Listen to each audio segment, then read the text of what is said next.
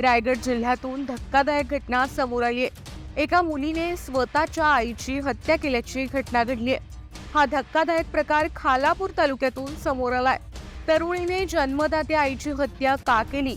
आईची हत्या करण्यामागे काय कारण होतं असा प्रश्न सर्वांनाच पडलाय.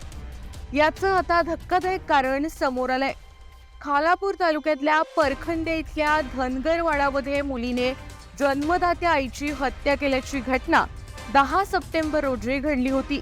संगीता मारुती झोरे असं मृत महिलेचं नाव आहे.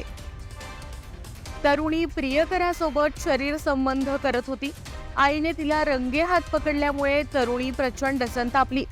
रागाच्या भरात या तरुणीने आईचा खून केलाय. आईची हत्या केल्याप्रकरणी खालापूर पोलिसांनी मुलगी भारती आणि तिचा प्रियकर संतोष दत्तात्रेय नांदगावकर यांना अटक केली आहे. संगीता झारे त्यांच्या 2 मुलींसह धनगरवाडामध्ये राहत होत्या.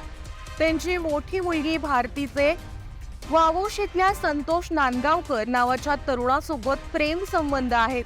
तो तिला अनेकदा भेटण्यासाठी तिच्या घरी जात होता.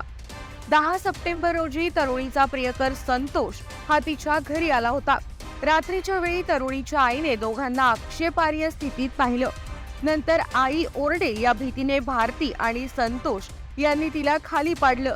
नाकावर घोंगडीने दाब देत आईची हत्या केली. दरम्यान घटनेनंतर त्यांनी आईने आत्महत्या केल्याचा बनाव रचला. संगीता यांचा मृतदेह घरामधल्या चुलीच्या ठिकाणी असलेल्या पाईपला साडीचा फास लावून लटकवला होता. परंतु या दोघांनी केलेल्या भयंकर कृत्याची भारतीची लहान बहीण साक्षीदार होती. त्यामुळे आरोपी तरुणीच्या लहान बहिणीने ही बाब पोलिसांना सांगितली. त्यामुळे या दोघांचं कृत्य उघड झालं.